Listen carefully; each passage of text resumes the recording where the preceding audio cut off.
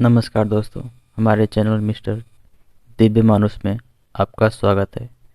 इतिहास और दुनिया की जानकारी के लिए हमारे चैनल को सब्सक्राइब करना ना भूलना। दोस्तों, आपने रामायण तो ज़रूर देखी होगी और आप ये भी देखे होंगे कि जो बाली का पात्र है वो किस प्रकार घटित हुआ। तो आइए हम इस वीडियो के माध्यम से जानेंगे भगवान राम ने जब बाली का वध किया तो छुप कर क्यों किया। इससे पहले यदि आप मेरे चैनल पर नए हैं तो हमारे चैनल को सब्सक्राइब जरूर कर लेना। तो हम बढ़ते हैं कहानी की तरफ। तो कहानी यूँ स्टार्ट होती है कि बहुत से लोग रामायण देखने के बाद ये जानते होंगे कि भगवान राम ने बाली को जिस प्रकार मारा, तो कईयों के मन में ये ख्याल आता होगा भगवान राम यदि बाली को सामने से न मारते तो शायद न मार पाते। ये पूर्णतः सत्य नहीं है। इसकी हम आपको एक जानकारी देना चाहेंगे। इसी संबंध में एक घटना घटित हुआ था जो कि आपको ये जो कन्फ्यूज़न है वो आपको हमेशा के लिए दूर कर देगा। वो घटना थी हनुमान जी के साथ और बाली के मध्य युद्ध। तो आइए जानते हैं ये युद्ध कैसे प्रारंभ हुआ। तो बात उन दिनों की थी जब बाली को अपनी शक्ति का बहुत घमंड हो चुका था। हनुमान जी वन में अचानक उसे मिल गए तपस्या करते हुए और उनको देखकर बाली उन्हें युद्ध के लिए ललकारने लगा। लेकिन हनुमान जी तपस्या में लीन थे और भगवान राम का जाप कर रहे थे। बाली हनुमान जी को युद्ध के लिए ललकारता है लेकिन वो उसे बार बार मना करते हैं। यहाँ तक कि हनुमान जी को उस्काने के लिए बाली भगवान श्री राम को शपथ देकर कहता है कि जिनकी तुम पूजा करते वे भी मुझे प्राप्त नहीं करते। इतना सुनकर हनुमान जी का क्रोध काफ़ी बढ़ गया और बाली की चुनौती उन्होंने स्वीकार कर ली। तत्पश्चात अगले दिन युद्ध का समय तय हुआ। यह सब घटनाक्रम ब्रह्मदेव अपनी आंखों से देख रहे थे।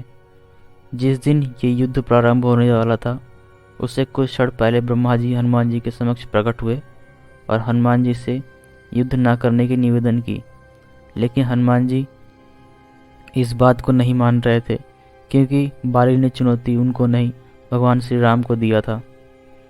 तो हनुमान जी का ये रूप देखकर ब्रह्मा जी ने उनसे निवेदन किया कि आप बाली के साथ युद्ध करने तो जा रहे हैं लेकिन अपनी शक्ति का 10वां हिस्सा ही लेकर जाइए। तो हनुमान जी इस बात पे अपनी सहमति जताते हुए उन्होंने हाँ कह दिया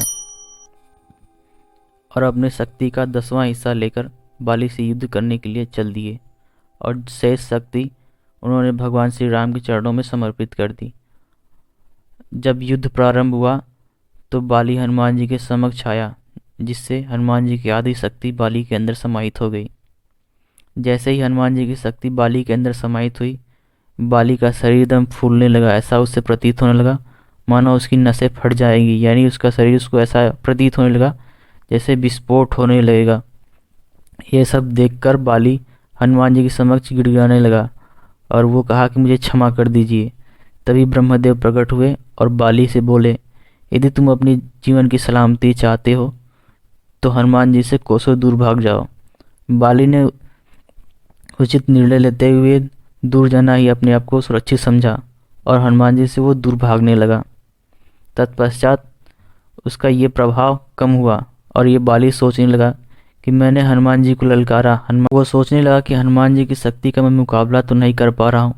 यदि सच में मैं इनके भगवान को युद्ध के लिए ललकारता तो न जाने क्या होता। तो ये बाली को बात समझ में आ गई कि वो हनुमान जी को कभी भी परास्त नहीं कर सकता। उसके बाद बाली ने हनुमान जी को कभी युद्ध के लिए नहीं ललकारा। तो दोस्तों, ये कहानी आपको कैसे लगी ये आप मुझे कमेंट करके बताना। बाली भगवान राम को सामने से नहीं परास्त कर सकता। यदि वो ऐसा करता तो भगवान की शक्ति के कारण वो स्वयं ही फटकर नष्ट हो जाता। आप हमारे चैनल को ऐसे ही सपोर्ट करते रहें और नई जानकारी को पाने के लिए हमारे चैनल को सब्सक्राइब ज़रूर कर लेना और बेल आइकन को ज़रूर दबा देना।